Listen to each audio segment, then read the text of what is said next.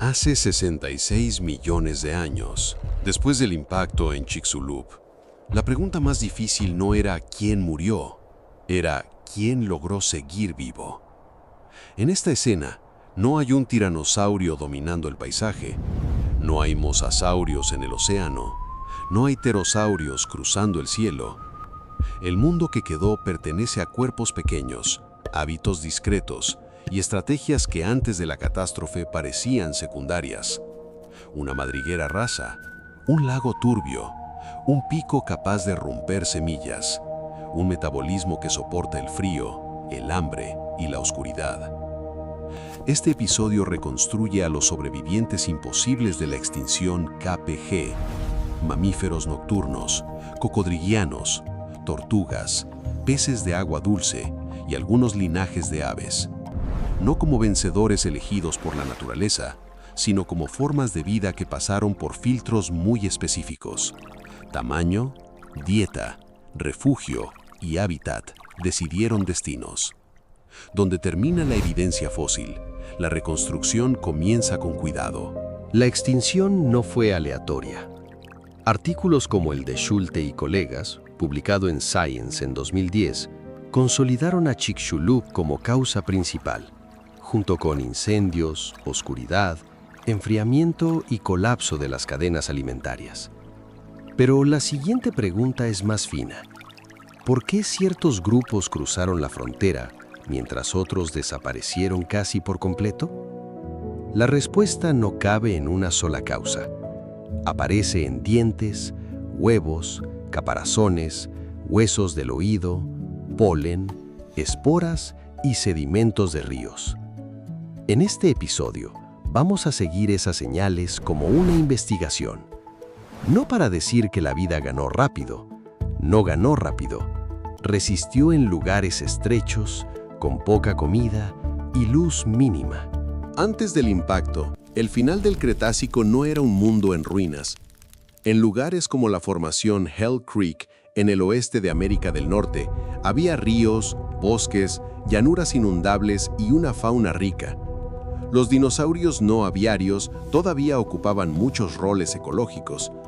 Había grandes herbívoros, depredadores, animales pequeños, nidos, insectos, plantas con flores y redes alimentarias enteras. La extinción KPG cortó esas redes de manera desigual. Los animales grandes necesitaban más energía, más espacio y más alimento continuo. Los animales especializados dependían de recursos que podían desaparecer de golpe. En cambio, los pequeños, en muchos casos, podían reducir su actividad, usar refugios y comer fuentes variadas. Eso no garantizó la supervivencia, solo aumentó la probabilidad. El primer filtro fue el tamaño. En muchos estudios de selectividad, la supervivencia favorece a los cuerpos más pequeños, especialmente por debajo de decenas de kilos. La marca de 25 kilos no es una línea mágica, pero ayuda a visualizar el problema. Un animal pequeño necesita menos alimento absoluto. Puede esconderse en agujeros, raíces, orillas y cavidades. Puede completar generaciones más rápido. El segundo filtro fue la dieta. Omnívoros y detritívoros tenían más opciones cuando desaparecieron las hojas frescas y los grandes cadáveres. El tercero fue el hábitat. El agua dulce, el barro, las madrigueras y las orillas funcionaron como amortiguadores. No evitaron la crisis, pero redujeron algunos extremos. Los mamíferos ya vivían bajo los dinosaurios desde hacía mucho tiempo. No surgieron después de la extinción. Lo que cambió fue el espacio ecológico disponible. Antes del impacto, muchos linajes eran pequeñas, nocturnas, discretas y capaces de usar microhábitats. Eso se convirtió en una ventaja cuando el mundo perdió estabilidad. Los dientes fósiles muestran dietas variadas: insectos, semillas, frutos, materia vegetal dura y quizá pequeños vertebrados.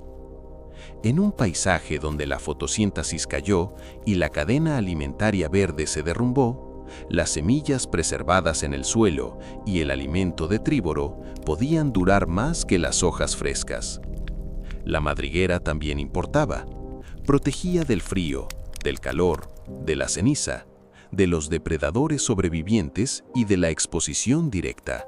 Investigadores como Gregory Wilson Mantilla y otros que estudiaron mamíferos del Cretácico final muestran que la historia no fue simple. Muchos linajes de mamíferos también murieron. La frontera KPG no fue una puerta abierta para todos los pequeños, fue una criba dura. Algunos grupos desaparecieron localmente, otros cruzaron y luego se diversificaron en el Paleoceno. La reconstrucción honesta tiene que decir esto: no basta con ser mamífero. Era necesario tener la combinación correcta de tamaño, dieta, reproducción y refugio. El éxito llegó después, a lo largo de miles y millones de años. En el primer momento, la palabra más precisa es persistencia. Los cocodrilianos y parientes cercanos tenían una ventaja distinta. No eran pequeños como musarañas, pero vivían en sistemas acuáticos y semiacuáticos.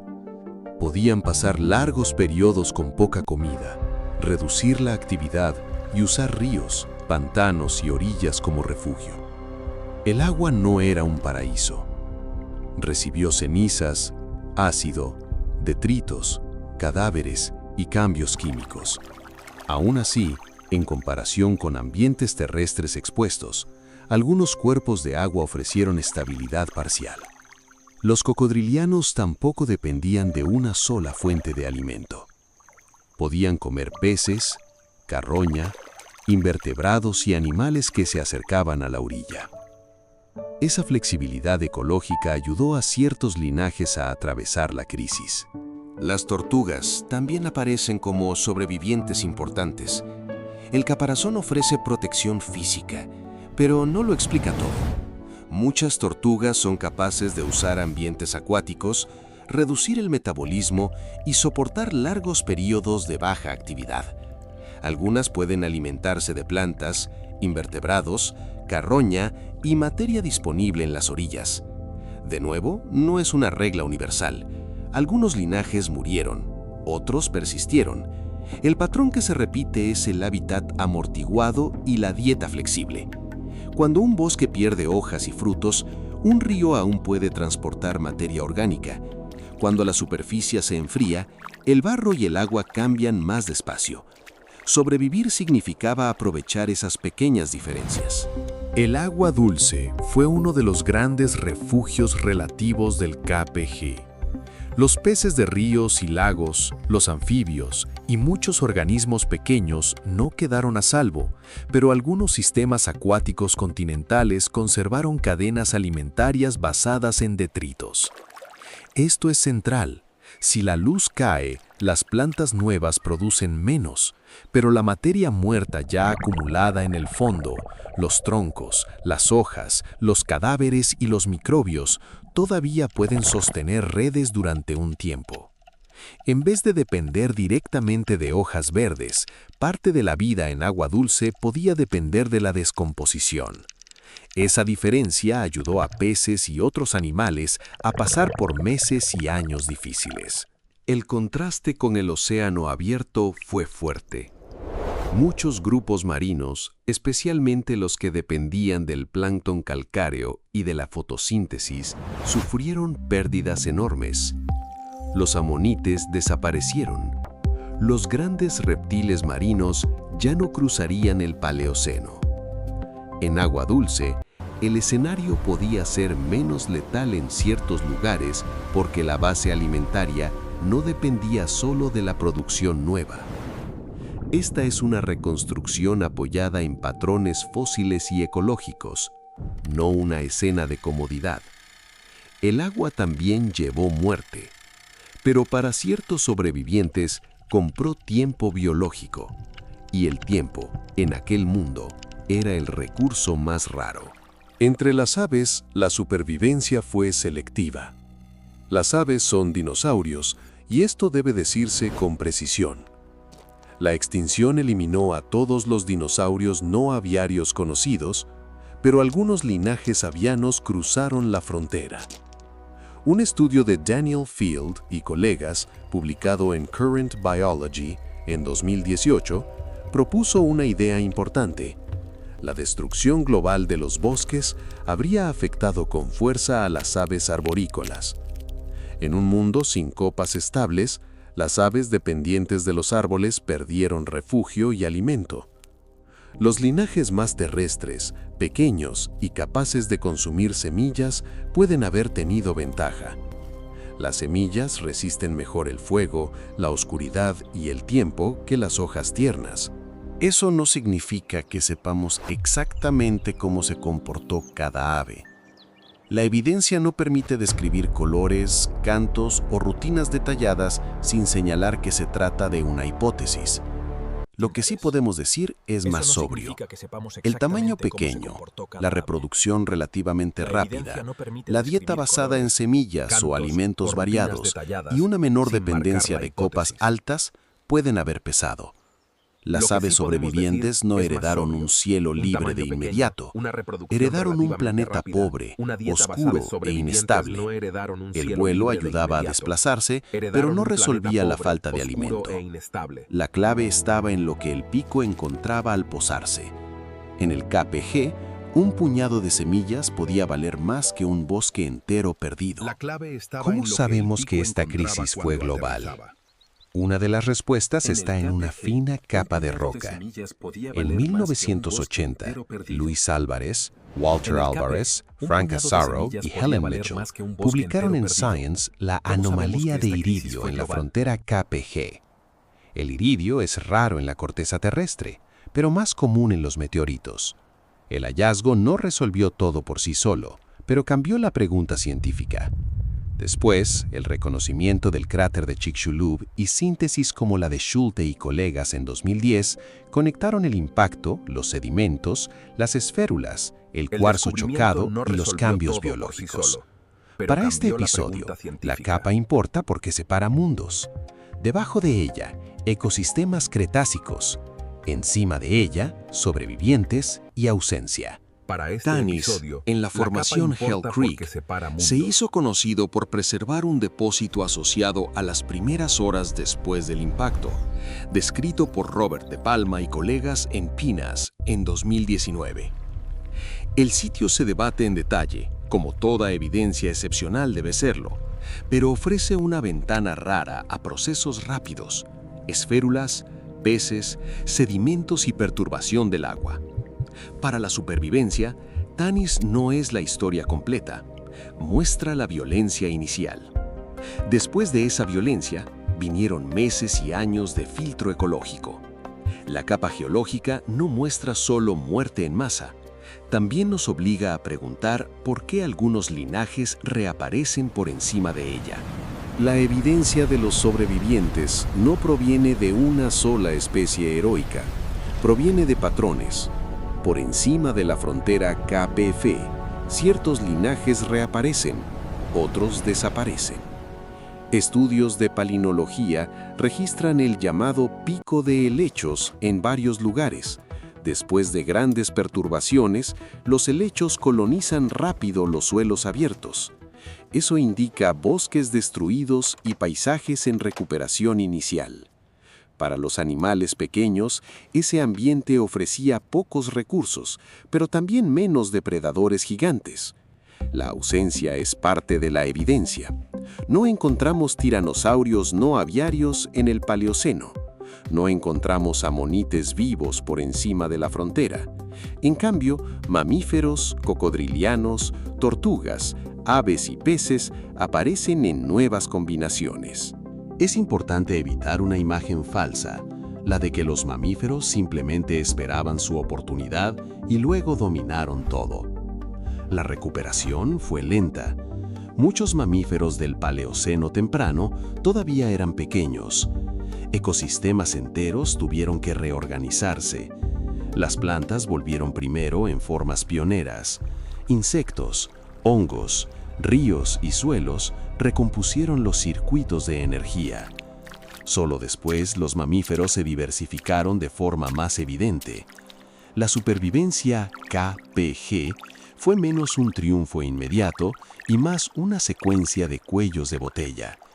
Superar el primer cuello de botella no garantizaba prosperar en el segundo, y cada sitio fósil registra una parte de esa historia, nunca el planeta entero.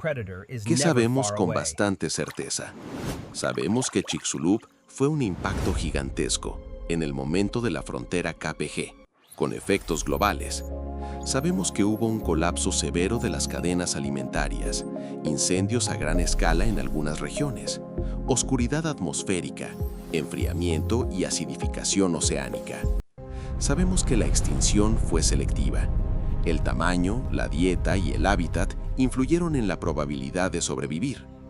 También sabemos que el vulcanismo del Deccan, en India, estaba activo en ese periodo y pudo haber presionado el clima y los océanos antes y después del impacto. La ciencia actual no necesita elegir una caricatura. El impacto es central, pero el planeta ya tenía otros estreses. ¿Qué sigue siendo hipótesis? El comportamiento exacto de muchos sobrevivientes, la dieta precisa de varias especies, la distribución regional de refugios, la secuencia detallada de recuperación en lugares sin registro fósil continuo. Cuando mostramos a un mamífero saliendo de la madriguera, eso es una reconstrucción cinematográfica basada en anatomía, ecología y comparación con parientes, no una filmación del pasado. Cuando mostramos a un ave comiendo semillas, seguimos una hipótesis apoyada por picos, destrucción de bosques y persistencia de semillas, pero no afirmamos una escena individual como hecho. Esa separación es parte de la promesa de la serie: nombrar el límite del fósil. Los sobrevivientes imposibles no fueron invencibles, fueron compatibles con un mundo reducido. Lo bastante pequeños para gastar menos, lo bastante flexibles para cambiar de alimento, lo bastante escondidos para evitar los extremos, vinculados al agua, al barro, a las semillas, al detrito y al subsuelo.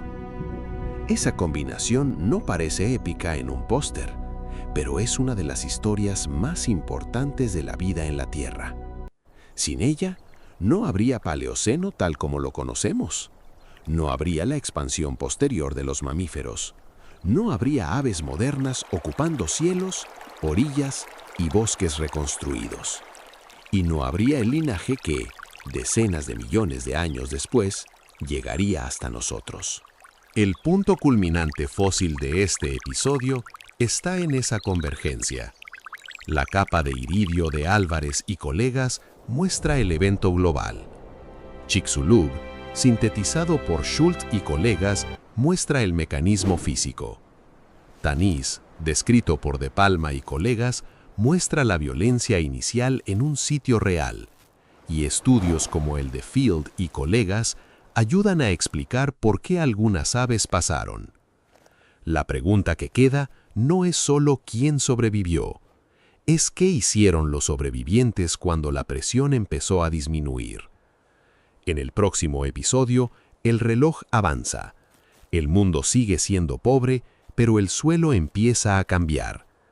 El próximo minuto que reconstruimos es la explosión de los helechos y las primeras plantas retomando el planeta.